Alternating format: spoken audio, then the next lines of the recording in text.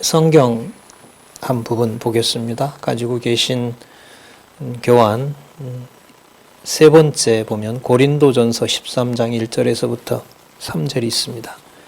제가 읽어보겠습니다. 내가 사람의 방언과 천사의 말을 할지라도 사랑이 없으면 소리나는 구리와 울리는 괭가리가 되고 내가 예언하는 능력이 있어 모든 비밀과 모든 지식을 알고 또 산을 넘길 만한 모든 믿음이 있을지라도 사랑이 없으면 내가 아무것도 아니요 내가 내게 있는 모든 것으로 구제하고 내 몸을 불사르게 내어줄지라도 사랑이 없으면 내게 아무 유익이 없느니라. 여기 보시면 사랑에 대해서 얘기를 하고 있는데 이때 사랑은 보통 신적 사랑이라고 하는 그 원어로 보면 헬라어의 아가페죠. 일상사에서는 잘 쓰지 않는 아가페의 비밀이 사실 2000년 전에 이 고린도전서를 기록하게 함으로써 그 끝이 나는 거죠. 완성이 됐다고 보는 겁니다. 헬라어로 신약 성경이 기록됨으로 해서 당시에 세계를 지배하고 있던 공통어인 헬라어의 비밀이 저는 풀린다고 생각하는데 어떤 의미에서 그렇냐 하면 그리스 철학자들 그 서양 사상의 본류라고 하잖아요. 그 그리스 사상의 가장 심각하면서도 해결하지 못하는 점이 뭐냐면 이론과 실천을 어떻게 통일할 것이냐라는 문제예요. 그러니까 절대적 존재가 있다고 하자. 자, 그게 이제 인식이거든요. 이해한다는 거예요. 그러면 그 절대적 존재를 인식한 결과가 신처럼 그런 행동을 하면 되는데 이때 신도 사실 인간이 추구하는 신이죠. 인간이 원하는 신이죠. 그런데 그런 이념을 가지고 살아가는 사람들, 철학자들이나 사상가들을 보더라도 그게 온전한 실천으로 드러나지 않는단 말이에요. 다른 사람을 원수같이 원수라도 사랑하자라고 하는 어떤 법률이 있다고 하면 국가가 강제하지 않으면 그걸 실천할 수가 없어요. 그래서 이게 서양 사상의 이제 영원한 숙제이고 풀릴 수 없는 게 이론에 대한 실천력을 인간이 가지고 있는가? 보통 가지고 있다고 말하죠. 그러나 이론과 실천은 화합할 수가 없습니다. 그렇게 여러분 시작한 이 고대 사상이요.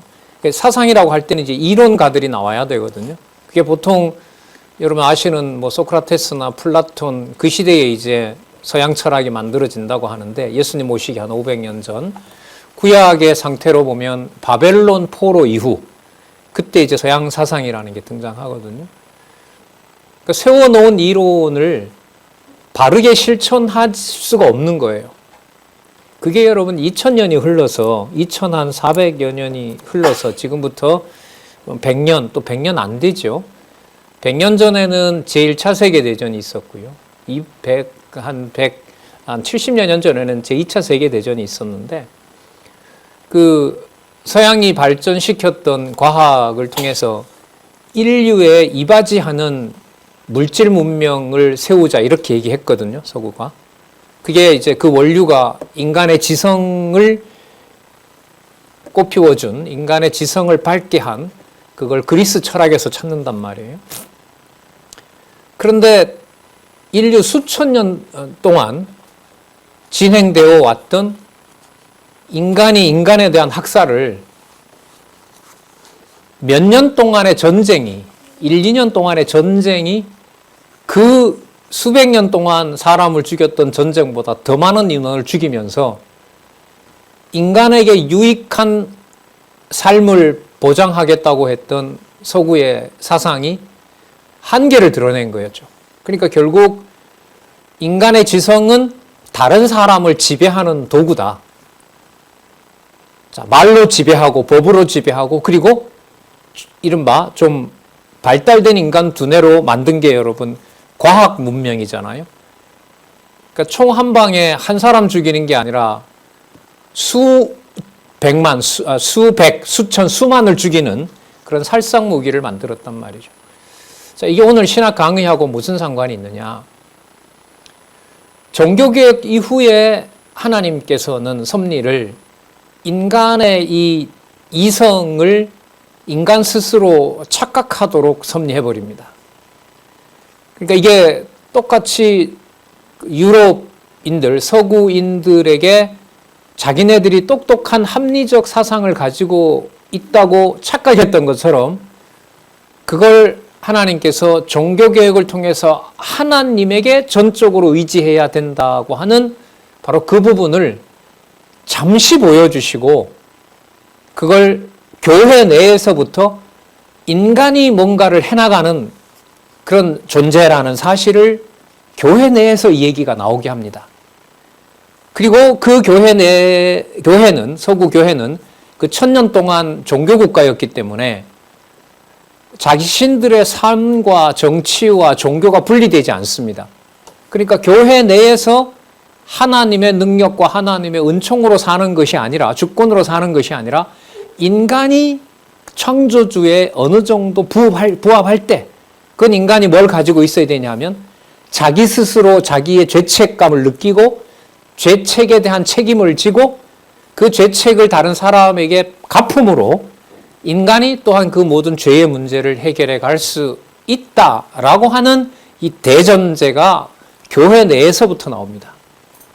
그래서 우리가 지금 살피고 있는 두 가지 핵심 개념이 뭐냐 하면 바로 얼마만큼 죄인이냐.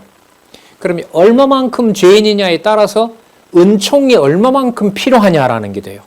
그러니까 반쯤 죄인이면 하나님은 다 필요 없어요.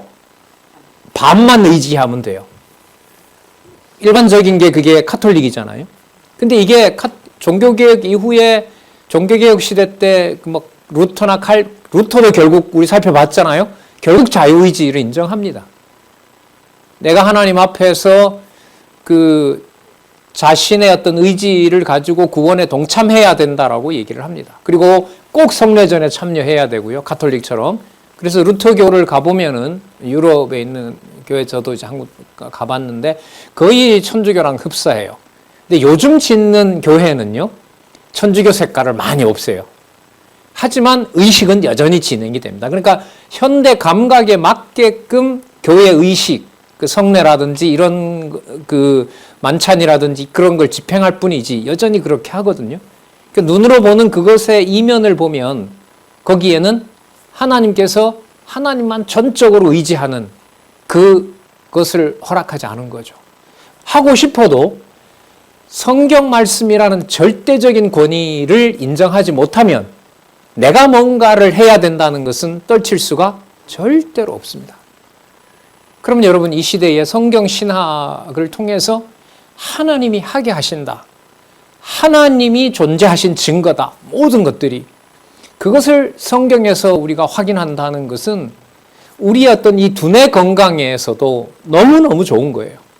물론 그건 하나님께서 그대로 하나님이 의도하신 것들을 믿게 해주셔야 되죠.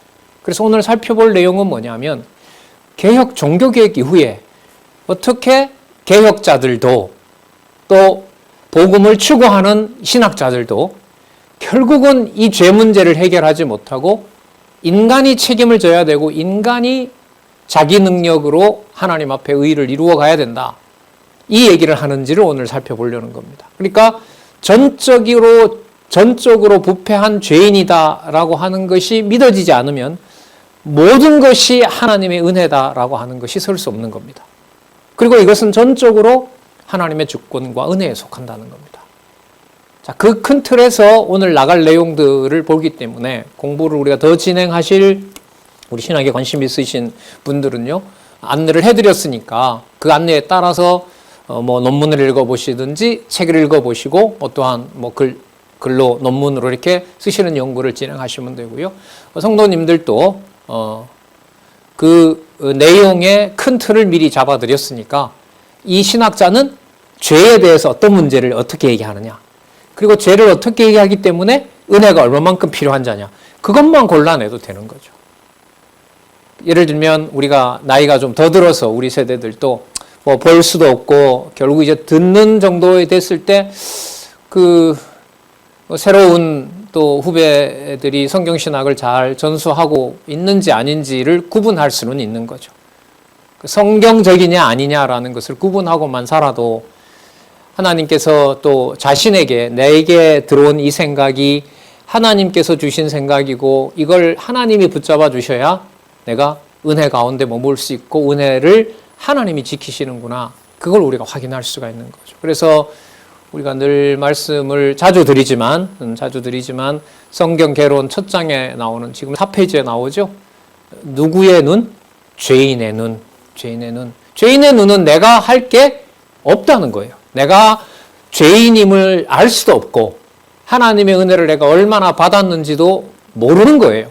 그러니까 아무것도 할 수 없는 눈을 하나님이 갖게 해주시는데 그걸 우리는 이 박용기 원로의 성경 개론 그걸 지금 5번 나왔잖아요 벌써.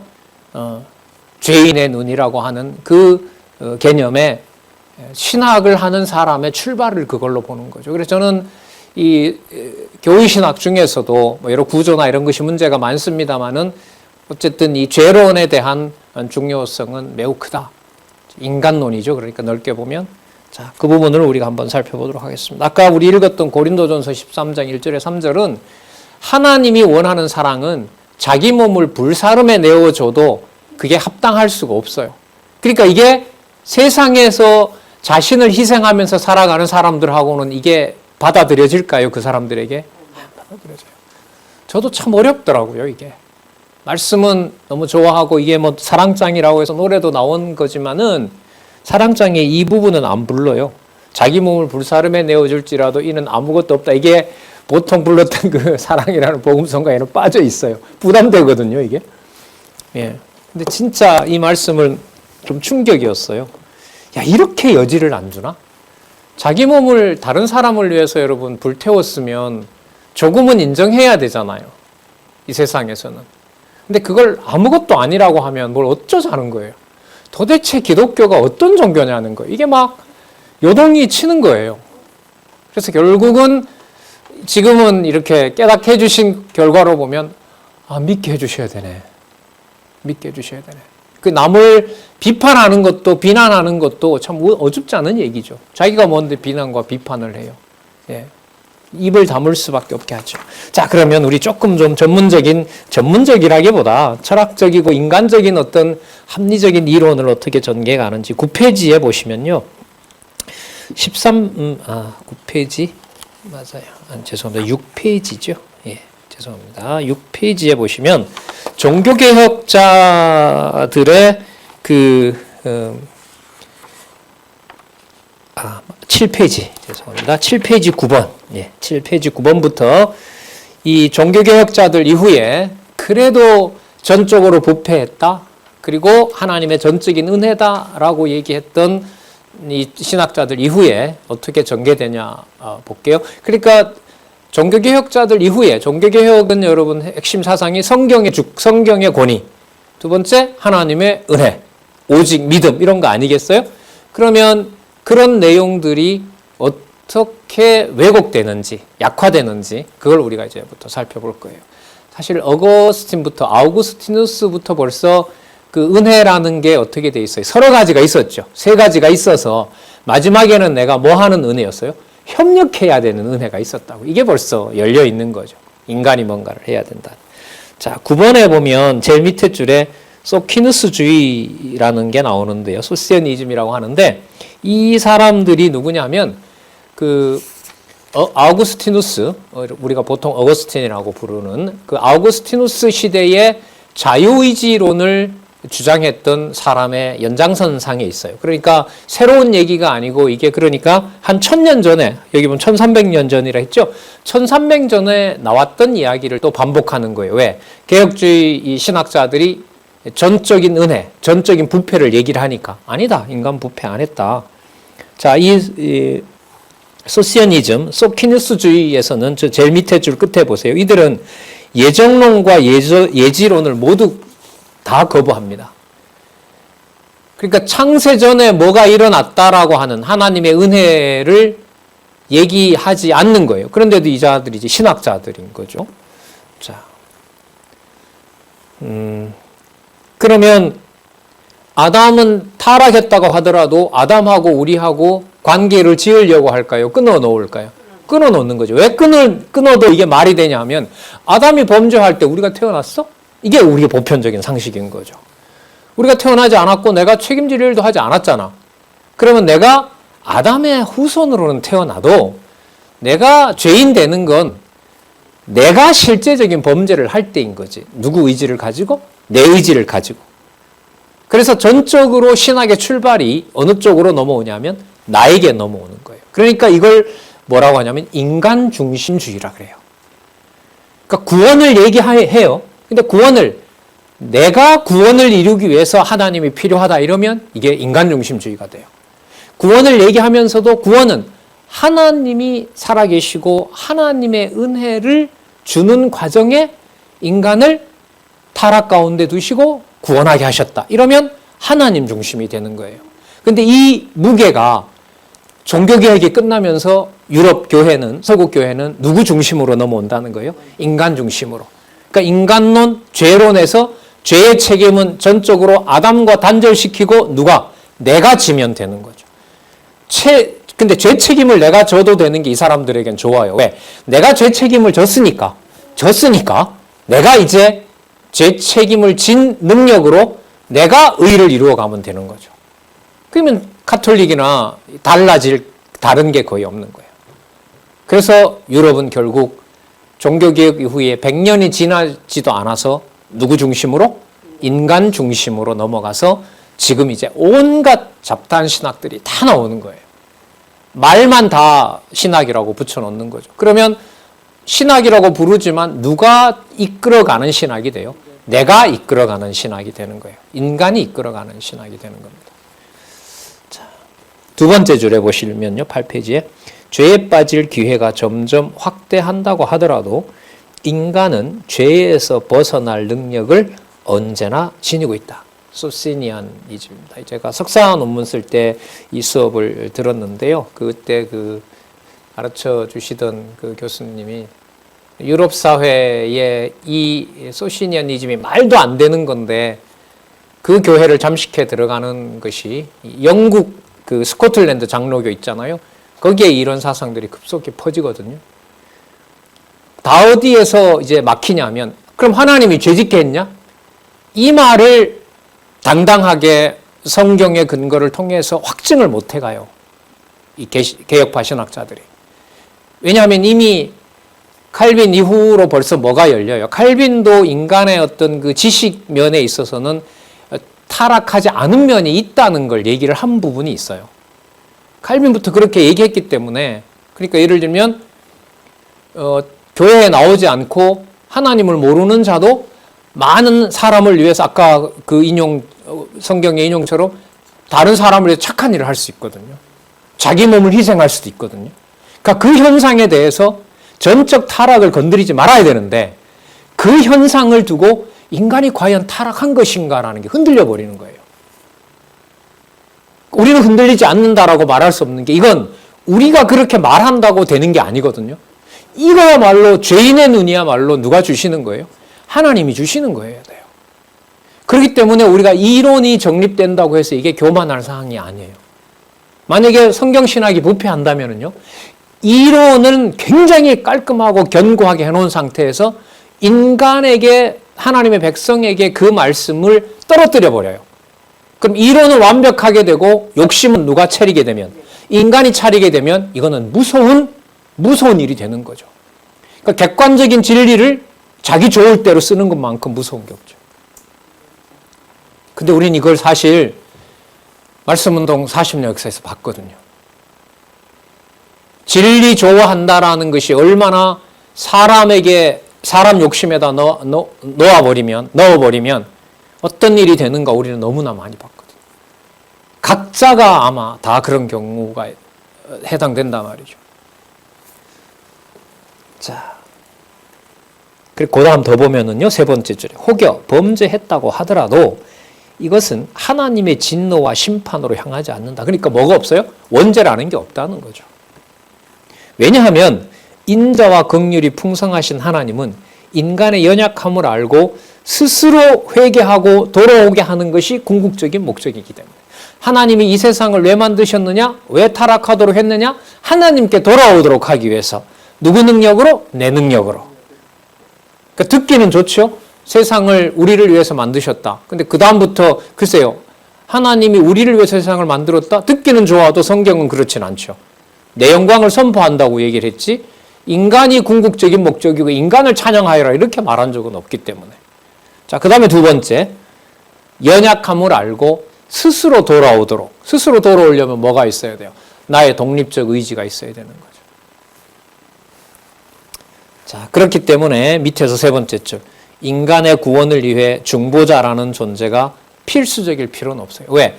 내가 돌아가도록 하나님이 능력을 줬기 때문에 그리스도가 십자가에서 다 해결할 필요가 있어요? 없어요? 없죠. 그러면 왜 그리스도가 돌아가셨느냐? 여러분 이론을 한번 들어보세요. 왜 돌아가셨냐 하면 인간으로 와서 저렇게 좀 희생을 하면 하나님 앞에서 내가 더 많은 선을 이룰 수 있는 하나의 가이드 역할을 해준 분이다.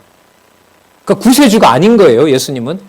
전적으로 우리에게 은혜를 준 분이 아니라 내가 내 능력으로 의의를 이룰 때 본보기가 되도록 예수님이 모델로 여기 있는 대로 올바른 방향으로 더 효과적으로 따라가려면 의지를 더 하나님 쪽으로 쓰려면 누구처럼 하면 돼요? 예수님처럼 하면 된다. 그래서 예수님이 뭐예요? 모델인 거예요. 뭐가 아니라 중보자가 아니에요. 전적인 구원을 가지고 계신 만왕의 왕 만주의 주가 아니세요. 이분은. 그러니까 이게 성경의 내용은 사용하지만 누구 중심의 이론을 만들어요? 인간 중심의 이론을 만들어요. 여러분 이게 서구의 대부분의 신학이에요. 지금. 신학교 만약에 10개가 있다면 9.95 이상으로 제가 얼마 전에 이제 책을 봤는데 저도 그 정보는 생각을 못했는데 자유주의가 지배하고 있는 독일에도 아직도 성경 권위를 지키고자 하는 신학이 있더라고요. 그런 신학자들이 있어요. 한 10년 전 얘기인데 지금은 모르겠어요. 글쎄요. 나중에 좀 상황이 되면 물론 그런 사람들에게도 성경 신학을 전하고 싶은 마음도 들더라고요. 더 열심히 좀 공부하고 싶고 하나님께서 그런 기회도 줘서 우리 빚 갚아야 되잖아요. 빚 갚고 싶은 마음이 있잖아요. 그들에게. 예루살렘도 우리가 성경 개론 벌써 한 5, 6년 전에 번역이 된 것처럼요. 서점에 놔뒀던 게 어쨌든 뭐 수십 권이 갔는지 수백 권이 갔는지 어쨌든 그래 전해지고 있기 때문에 자 어쨌든 제일 마지막 문장에 보면 예수는 단지 구속을 모두 책임진 분이 아니라 인간을 올바른 방향으로 더 효과적으로 인도하는 데 도움되는 존재. 그럼 뭐예요? 가이드예요. 가이드. 이리 오세요. 저처럼 하면 돼요. 여러분도 의지를 발동하세요. 이렇게 한 사람이라는 거예요. 예수가. 그럼 예수는 하나님이시다. 이런 논리는 부정되는 거죠. 근데 성경을 모르면 이 얘기가 그럴듯해요? 안 해요? 그럴듯하죠. 왜? 내가 뭔가 할 방향을 가르쳐 주니까. 그래서요. 아까 말씀드린 대로 서구의 신학의 한계는 하나님이 어떻게 섭리했느냐. 실천을 하지 않으면 이 사람들은 괴로워요. 왜? 아까 우리 세계대전 얘기 들었지만 인류가 문명을 발전시켜서 모든 인류가 잘 산다고 했는데 자기네들끼리 수천만을 죽였기 때문에. 그러면 원리가 잘못됐다고 생각 안 하고 보통 사람들은 뭘 얘기하느냐. 그러면 유엔을 만들고 핵을 없애고 무기를 감축하는 협약을 맺자. 그게 됩니까? 그게 이제 하나님께서 역사를 인간 욕심 가운데 버려두는 일과 직접 관계가 되죠. 자, 그래서 현대의 신학자들은 종교와 문화라고 하는 것을 구분하지 않습니다. 무슨 뜻이냐면 기독교만 진리다라는 걸 독보적인 문화는 없잖아요. 여러분 우리는 이 젓가락 문화가 뛰어나잖아요. 그래서 손끝에서 나온 기술의 결정적인 게 젓가락 문화라고도 그렇게 문화 분석가들이 얘기하는 것처럼 그러나 그 동남아시아라든지 인도에 가면 뭐로 먹어요? 뭘로 먹어요? 손으로 먹잖아요. 그러면 손으로 먹기 때문에 야만이고 젓가락으로 먹기 때문에 문명인입니까? 아니에요. 그렇게 보면 안 돼요. 그런 것처럼 모슬렘은 좀 기독교보다 못하기 때문에 그거는 진리가 아니고 기독교만 진리다. 이걸 문화사가들은 절대로 인정하지 않죠. 그러니까 전체 인간의 문화 속에, 종교 문화 속에 뭐도 하나예요? 기독교도 하나인 거죠. 이게 사람들이 더 듣기 좋은 거죠.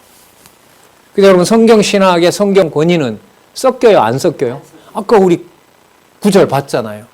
자기 몸을 불살라도요, 하나님이 주시는 사랑하고는 아무 관계가 없어요. 이게 고민이고, 이걸 가지고 이 세상 사는 동안 항상 말씀을 보도록 인도해 주시기를 갈망하는 거죠. 왜? 그 정보를 머리에 넣어서 이 소시니안처럼 내가 편할 때 갖다 쓰면 될 거 아니에요. 근데 그게 안 되잖아요. 안 돼요.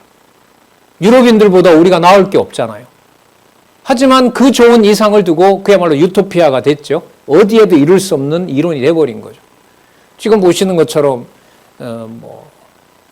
그 유럽인들 모여서 저기 어딥니까? 우크라이나인가요? 그것도 전쟁 위험이 있을지 모른다고 얘기를 하죠. 아시는 것처럼 한반도 여러분 전쟁도 결국은 미군 탱크와 소련 탱크가 싸운 거 아니에요. 남한은 거기 방어한다고 이제 진짜 하나님 그렇게 살려놓으셨지만은요. 그러니까 이 인간론의 문제와 인간 역사의 문제가 분리가 안 돼요. 조금만 설명을 더 하면. 그래서 제가 그런 말씀 드렸잖아요. 우리 그 부모님들이나 우리 할아버지 할머니들 세대들한테도 너 책 좀 읽어라. 역사책 좀 많이 봐라. 그래야 세상이 어떻게 되는지 알고 있다. 근데 대안이 없으면요. 역사책 읽으면 화가 나서 못 읽어요. 그래서 제가 교회학교, 그 대안학교와 관련해서 이렇게 얘기를 할 때 성경에 대한 성경 중심적 세계관, 우리 성경적 기독교에 보면 나오잖아요. 유실론적인 세계관, 직선적 세계관. 그런 세계관을 성경을 통해서 확고하게 이렇게 바탕을 놓지 못하잖아요. 역사책 읽으면 힘듭니다. 상세한 사건을 읽어나가면 더 힘듭니다. 수천만을 죽이고 의도적으로 사람을 죽이려고 몰아가고 그런 사건이 여러분 한두 가지겠습니까? 우리나라 역사에도 있고요. 교회 내에도 있고. 교회 내에도 그렇잖아요. 우리 그 50년 지나서 교회가 되고 일제치하 때 벌써 파가 나누어지거든요. 총회들 파가. 종파도 나누어지고 뭐 감리교, 장로교 분열 이런 것들이 감리교는 분열 안 됐으면 장로교 분할이 얼마나 많이 됩니까? 그럴 때 연고로 모이죠. 평양, 경상도, 전라도 그렇게 모여서 총회 통과시킬 때 사람들이 오기 전에 어디에 모여서 불법적인 절차를 통해서 총회 법을 통과시키고 이런 일들이 한국 교회사도 있습니다. 그걸 하나님의 섭리로 못 보면은요, 그 교회사에 일단 시험 듭니다. 그래서 역사 교육이라는 게 어떻게 보면 읽지 않고 속 편하게 사는 게 낫다. 근데 읽지 않는다고 속이 편하겠어요? 그건 무지인데. 그러면 읽어요? 읽는데 뭐가 안 돼요? 해석이 안 돼요. 하나님이 보이지 않아요. 그래서 말은 인문학 공부가 중요하다 하지만 문학 영역은 제가 잘 모릅니다. 문학도 마찬가지죠. 흥미로운 그 여러분 시나 특히 이제 소설 같은 거 여러분 읽어보면은요, 정리를 더 할 수가 없습니다. 어떻게 보면 실현 불가능한 것들을 대리 충족해 주는 거죠. 왜 우리 드라마 보면 내가 하고 싶은 시어머니한테 하고 싶지 못했던 드라마 옛날에 며느리라는 역을 시켜서 뭐합니까? 막 퍼대는 드라마 나오잖아요. 그러면 한 맺혀 있는 며느리든 그 드라마 좋아하잖아요. 옛날 저희 기억도 보면 그 할머니가 좋아하는 연속극을 같이 보더라도요. 그 어머니 입에서 나오는 그 드라마 욕하는 거 하고요. 할머니 입에서 나오는 드라마 욕이 달라요. 할머니는 할머니 중심의 저는 좋은 며느리인 거죠. 저희 어머니는 저 진짜 너무한 그 시어머니 이렇게 되는 거죠. 여러분 그게 각자 다 그렇기 때문에 종교도 어디만? 기독교만 그게 허용이 되겠어요? 안 되죠. 그래서 지금은 종교를 포함해서 지금 시대를 그 옥스퍼드의 어떤 역사가는 뭐로 규정하느냐? 지금은 2차 세계대전보다 더 치열한 포탄만 안 날아다니고 있었지 문화 전쟁이다. 문화 전쟁이다. 그러니까 삶의 어떤 각자의 조건들을 허락하는 것이 아니라 그걸 남에게 그거 하려고요. 이렇게 침범하려고. 그래서 여러분 잘 아시잖아요. 가까운 중국이 우리나라 유명한 드라마라든지 유명한 가수라든지 연예인들 틀게 해요, 못 틀게 해요? 못 틀게 해요. 제가 지난번에 말씀드렸나요? 올 3월이 되면 한국 사이트뿐만 아니라 세계에서 제공하는 우리 사이트 같은 경우에는 창세기부터 계시록까지 로그인 안 해도 다 다운받거든요. 그러니까 공짜로 그야말로 다운받아요. 근데 그것도 차단시킬 거라고 예상을 하고 있대요. 이른바 뭐예요? 다른 문화가 들어와서 그 중국이라는 정치 체제에 영향을 줄까 봐. 그게 그러니까 뭐예요? 보이지 않는 전쟁인 거죠. 그게 가상 공간을 통해서 이제 그야말로 사이버 전쟁이 일어나는 거예요. 보이지 않는 거. 그럼 그게 여러분 우리가 지금 스마트폰 속에 모든 게 다 들어있는데 어떤 정보가 오느냐에 따라서 영향을 받을까요? 안 받을까요? 받죠. 그런 걸 다 차단하고 예를 들면 중국이 이 세상에서 살만한 가장 좋은 나라라는 것만 나와요. 그러면 태어나는 애는 그거 보면서 자기 나라가 전부인 줄 아는 거죠. 그래서 무슨 전쟁이냐면 정보 전쟁이라고 하는 거예요. 그걸 없애고 없애는 것을 또 없앴는데도 다시 또 갖다가 그 정보를 주고 하는 그런 세상이란 말이죠. 자, 너무 멀리 간 것 같은데 다시 돌아오면 이 종교개혁 이후에 대학이든 교회든 모든 곳에서 두 기관이죠. 신학교에서 배운 전부 종교개혁 시대는 대학들이 전부 신학교로 출발하니까 그러나 과학이 발달하면서 대학이 분할이 되죠. 신학과에서 인문학으로 철학과로 또 철학하고 과학은 또 대립하거든요. 그러면 자연과학부가 갈라지면서 신학부가 통제를 할 수가 없게 돼요. 왜냐하면 성경 고리가 없는데 어떻게 다 하나로 통합을 해요. 그러면 이제 그 대학들은 오히려 신학을 뭐 할까요? 공격하게 되죠. 성경 권위를 공격하게 되고 그게 여러분 이른바 서구에서 독일에서 시작한 자유주의 신학인 겁니다. 자유신학은 그러면 철저히 기독교만 성경만이라는 주장을 할까요? 안 할까요? 안 하죠. 그러면 누가 좋은 종교 쪽으로 얘기를 할까요? 인간 좋은 종교로. 그게 지금 자리를 잡는 거예요. 아까 이 소키니아니즘 같은 경우에는 영국을 흔들어 놨던 거예요. 영국의 스코틀랜드 같은 경우에 유명한 장로교 전통을 가지고 있잖아요. 흔들어 놔버립니다. 영향을 줘요. 자, 10번 한번 볼게요. 이번에는 참 희한한 사람 하나를 소개하고 여러분들은 이미 들었을 수도 있는데 세 번째 줄에 보시면 10번에 아르미니우스라는 사람이에요. 아르미니우스. 칼빈이 죽을 무렵에 태어났는데 네덜란드가 여러분 장로교를 꽃피우는 데잖아요. 종교개혁 시대 때. 그런데 이 사람 이후로 여기 대학도 나와요. 지금도 있어요. 레이든 대학인데 저희 교회 권사님 따님이 아마 이 레이든 대학하고 관련된 그 지금 어떤 그 전공을 하는 걸로 알고 있는데 자, 이 레이든 대학이 종교개혁 신학자들로 출발했는데 뭘로 넘어가느냐? 이 아르미니스 이후에 자유주의, 하나님 주권이 아닌 인간 중심적인 그 대학으로 넘어가 버립니다. 자, 그 역할을 한 사람이 바로 아르미니우스예요. 네덜란드 사람이고요. 이 사람을 따르는 사람들을 아르미니우스주의, 우리가 보통 알미니안이라 그러죠. 알미니안이라는 사람이 바로 알미니안이라는 그 사람들을 우리가 또 거기 보면 나오죠. 학론파, 더치 레몬스트런트라고 나오는데 더치는 여러분 네덜란드예요. 그러니까 네덜란드 개혁교회의 뒤에 나오는 레몬스트런트라는 말은 반항한 자들. 그러니까 네덜란드 개혁교회 성경 권위와 하나님 절대주권을 주장하는 네덜란드 신학자들에게 대든 자들. 이들이 누구냐면 아르미니우스주의예요. 그러면 두 가지겠죠. 가장 중요한 게 성경 권위 부정. 그리고 하나님 절대주권이 아닌 인간의 자유의지. 자, 그게 바로 아르미니우스주의입니다. 네 번째 줄에 보면 하나님의 절대주권 반대할까요? 받아들일까요? 반대해야죠. 인간 의지를 주장하려고 하는 거니까. 그리고 창세전 선택을 하나님이 일방적으로 했다라는 걸 부정할까요? 받아들일까요? 부정하죠. 그렇죠. 무슨 얘기냐 그게. 누구든 다 신의 이름을 부르면 신 앞으로 갈 수 있는 거지. 창세전에 택자와 불택자를 나눠놨다. 그런 게 어디 있느냐. 그걸 누가 증명하느냐. 자, 하나씩 부정합니다. 그러면 자유의지는 주장할까요? 아니면 부정할까요? 당연히 강조하죠. 강조할 수밖에 없습니다.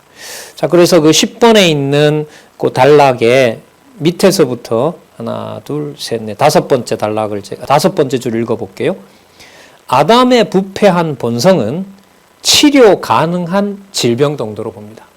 그러니까 아담이 타락한 것이 전적으로 우리를 무능하게 만들었다고 보지 않습니다. 우리에게는 능력이 있는 거예요. 자, 본성이 부패했다고는 말은 하지만 그게 하나님의 정죄와 진노는 아니라는 겁니다. 왜 이 말을 하느냐? 하나님 앞에서 잘못은 했지만 하나님이 버린 건 아니라는 거예요. 이게 왜 설득력 있냐면, 여러분 자녀가 범죄하면 혼을 내요, 안 내요? 내지요. 근데 버린 거예요? 버린 건 아니에요. 그렇죠. 그럼 맞아 들어가죠. 하나님이 그렇게 하셨다는 거예요. 그래서 뭘 줘요? 돌아올 기회를 주잖아요. 제가 잘못했어요? 혼냈어요? 가출했어요. 그러나 돌아온 당자처럼 기다리면, 자, 여기서 중요한 것은 하나님이 돌아오게 하는 게 아니에요. 은혜가 돌아오게 해도 결과적으로 누가 움직여야 돼요? 내가 움직여야 돼요. 이게 그러니까 아르미니우스가 처음 얘기한 게 아니죠.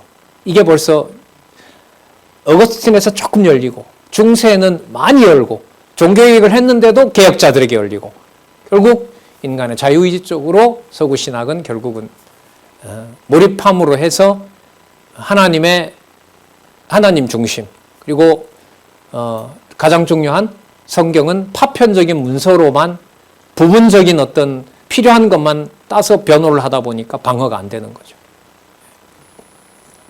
성경에 오류가 2만 군데인가 3만 군데쯤 있다잖아요. 이 자유주의 신학자들이 주장은.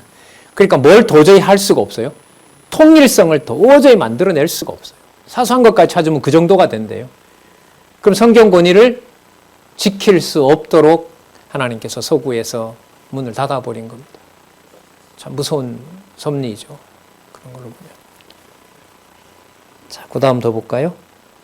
인간 본성의 전적 부패를 말하기는 하지만 그것이 하나님의 정죄와 진노는 아니다. 돌아올 기회를 줬다.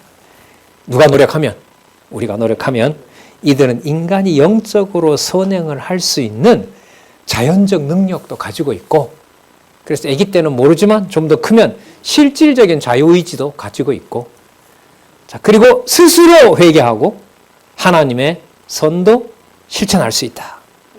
그래서 그 밑에 보면 은혜를 세 가지로 나눠. 이거 아우구스티누스도 이렇게 은혜를 나누었죠.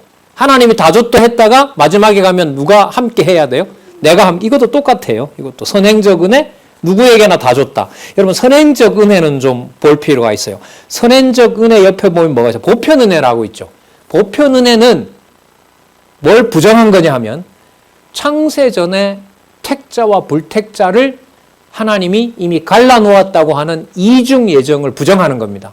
그럼 갈라놓지 않았다고 하게 되면 태어나는 누구든지 모든 인류는 보편적으로 누구의 은혜를 다 받고 태어난다?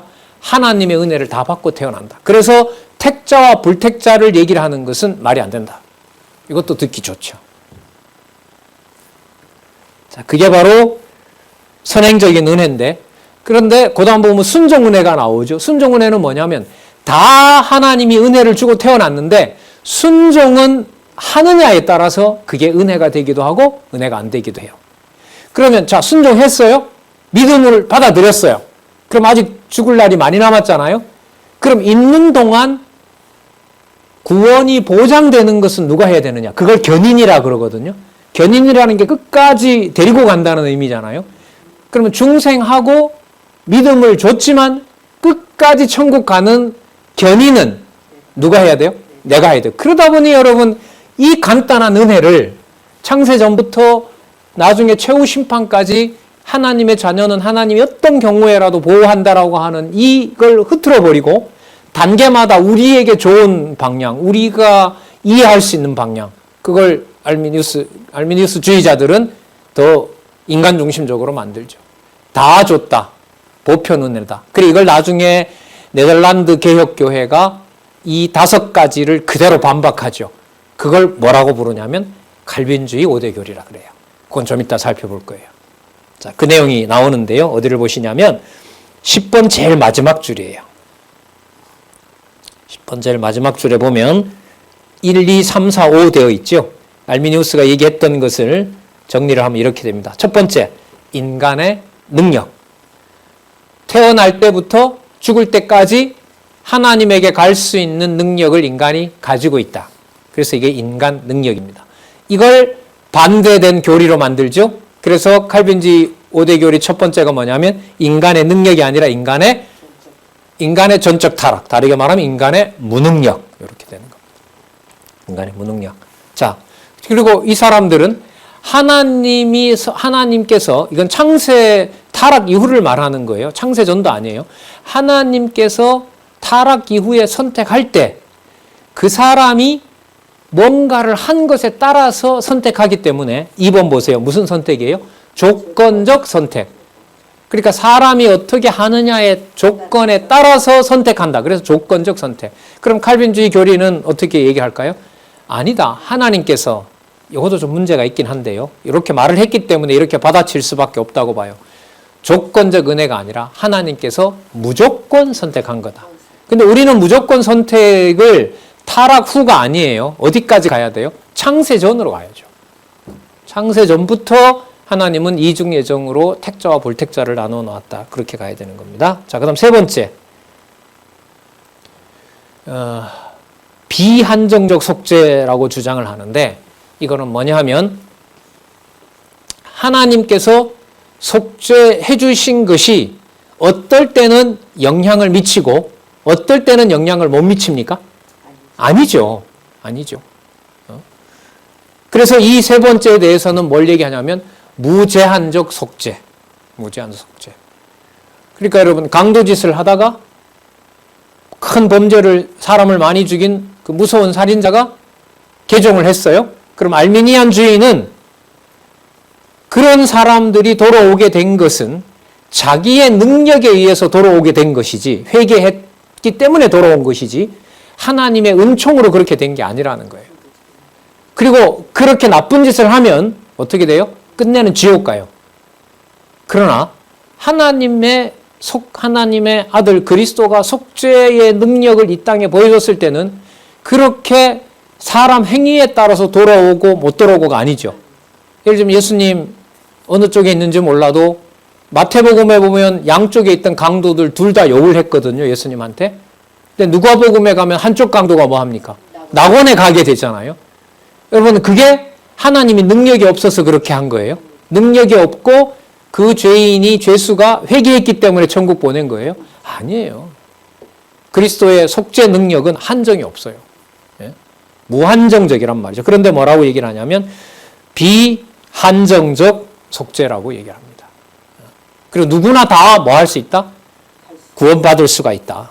제가 아까 잠시 한마디 잘못했는데 비한정적이라는 말은 누구나 다 구원받을 수 있다 이건 거죠.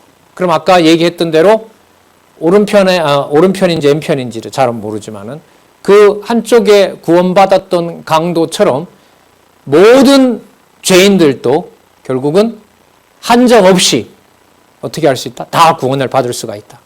그래서 예수님이 죽어서 무덤에 내려간 것은요, 예수님이 죽은 자들에게도 심판주임을 보이기 위해서 음부에 내려가셨거든요.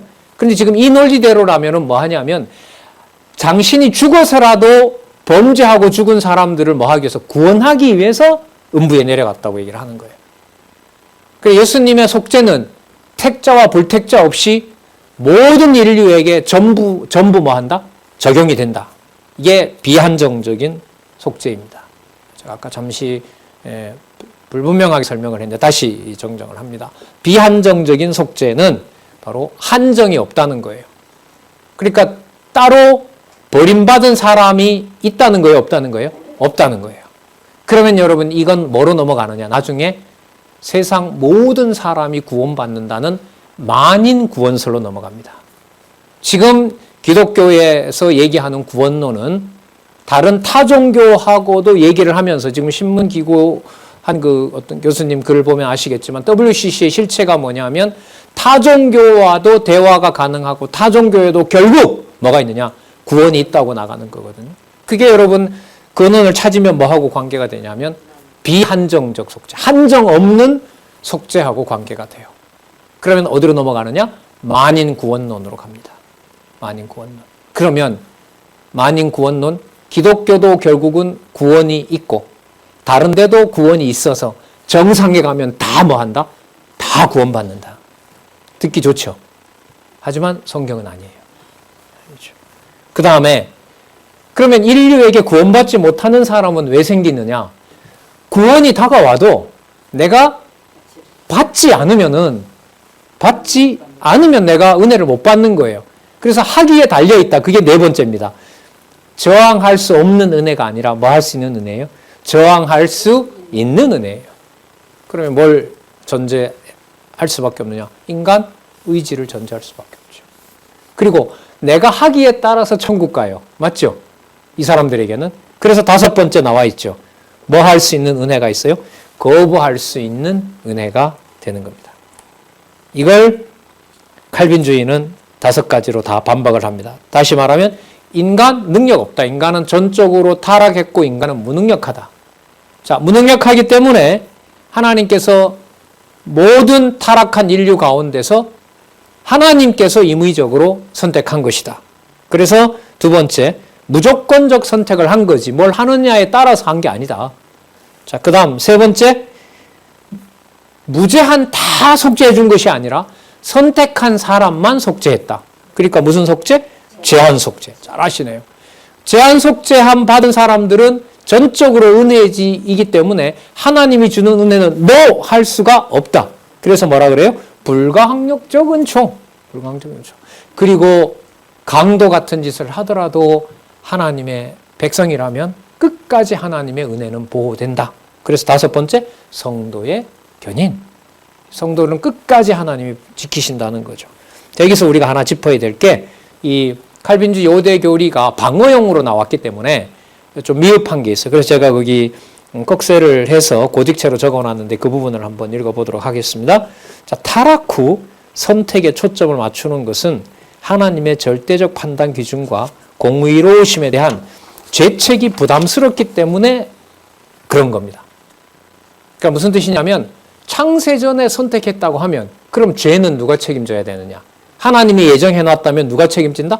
하나님이 책임져야 되지 않느냐? 이 문제를 반박을 하면서 타락 후에 하나님이 무조건적으로 선택했다는 것을 타락 전인 창세 전까지 밀고 못 나간 거예요. 개혁파 신학이. 타락 후에 무조건 선택했다는 것에만 끝내버리고 창세전 하나님께서 무조건 선택한 자를 이 땅에서 무조건 선택했다. 이렇게 돼야 연결이 되거든요. 그런데 창세전으로 넘어가면 타락도 그럼 하나님이 하게 했느냐라는 말을 방어하기가 힘든 거죠. 그럼 하나님은 뭐의 책임자가 되냐면 죄 책임자를 져야 되거든요. 그걸 변호를 못한 거예요. 그러니까 하나님의 절대 주권을 강력하게 밀어붙일 수가 없었던 거죠. 자, 그래서 그 부분 적어놨습니다. 그래서 제가 좀 설명해 놓은 거 한번 볼게요. 자, 그리고 그러나가 좋을 것 같습니다. 접속사 9페이지에. 그러나 무조건적 선택 교리는 타락 후 일어난 사건이 원천이 아니라 세상에 죄가 들어오기 전 사건이 그 원천이다. 에베소서 1장 3절에 의하면 선택은 창세전 하나님의 기쁘신 뜻으로 확정한 것이다. 그리고 이러한 예정론은 구원 사건 자체가 기독교의 궁극적 진리가 아니라 예정의 절대 주권자이신 여호와 하나님의 존재와 능력에 초점을 맞추어야 제대로 이해된다고 본다.